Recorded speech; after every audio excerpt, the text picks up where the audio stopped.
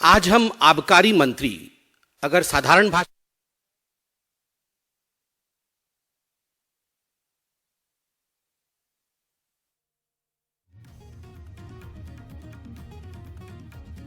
अपने स्कूल इनके विषयों को सामने लाकर मनीष सिसोदिया की रक्षा करने की कोशिश कर रहे हैं, मगर प्रश्न उठता है, शराब मंत्री मनीष सिसोदिया जी ने शराब का घोटाला किया या नहीं किया?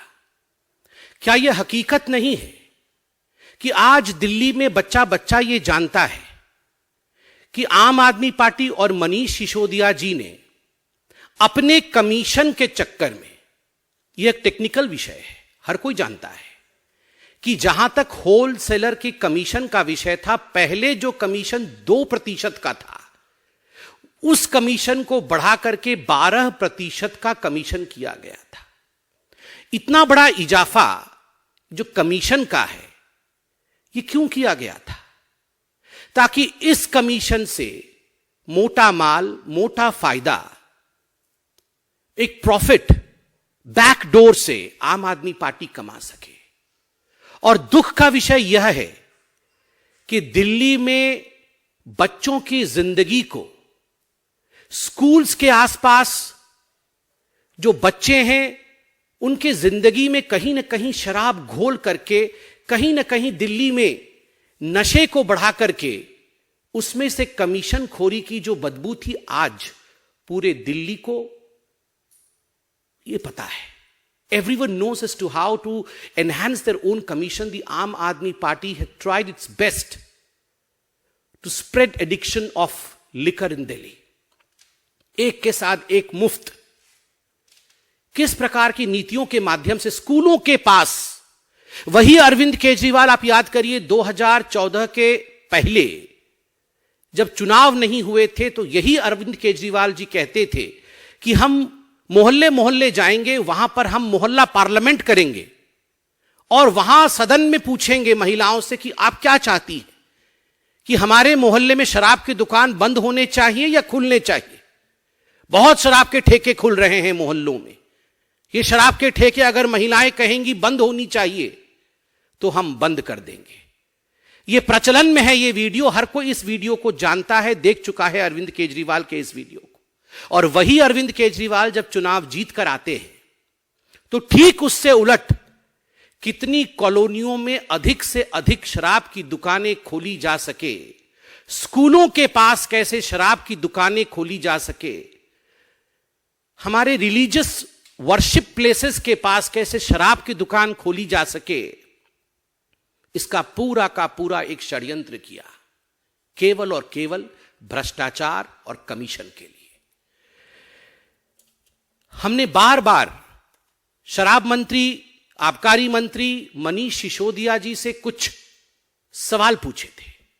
अरविंद केजरीवाल जी खुद एक ब्यूरोक्रेट रहे हैं।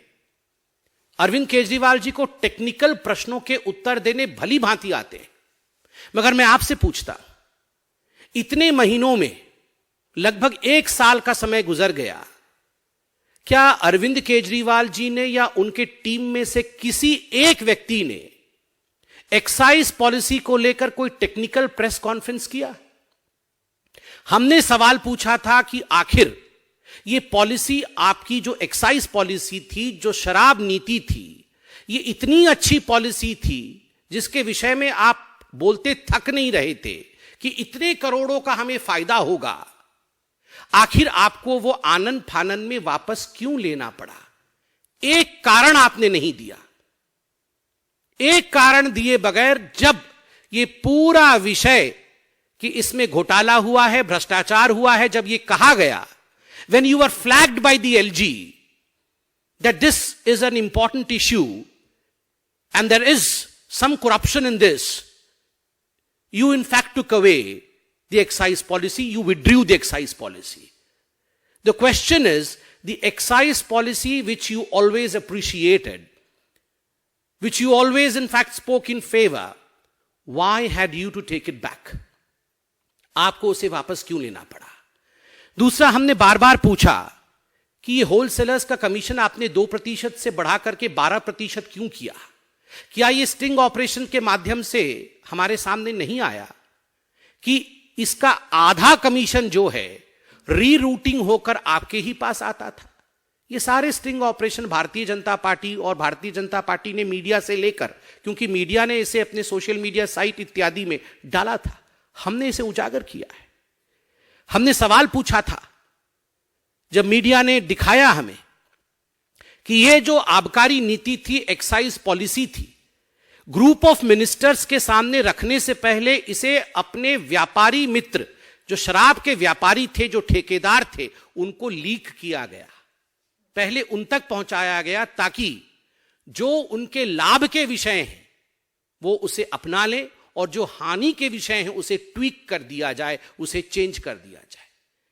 क्या यह हकीकत नहीं है कि हमने सवाल पूछा था कि ब्लैक लिस्टेड कंपनीज जो थी, कानून के मुताबिक ब्लैक लिस्टेड कंपनीज को मनीष सिसोदिया जी और आम आदमी पार्टी की सरकार उन्हें ठेका नहीं दे सकते थे, मगर क्या कारण था कि मनीष सिसोदिया जी ने बतौर शराब मंत्री दिल्ली को शराब में डुबोने के लिए आपने ब्लैक लिस्टेड कंपनीज को भी ठेका दिया।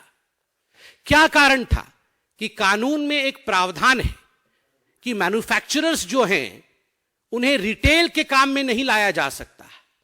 इस पूरी एक्साइज पॉलिसी में कानून को दरकिनार करते हुए आपने मैन्युफैक्चरर्स को रिटेल में डाला। इसका आपने किसी प्रकार से कोई एक्सप्लेनेशन नहीं दिया।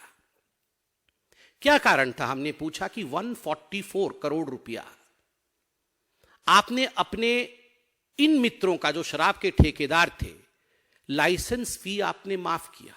इसका कोई उत्तर नहीं है। रेटोरिकल उत्तर है कि बीजेपी हमें छोड़ना नहीं चाहती है, हम तो आगे बढ़ रहे हैं, मगर टेक्निकल उत्तर नहीं है।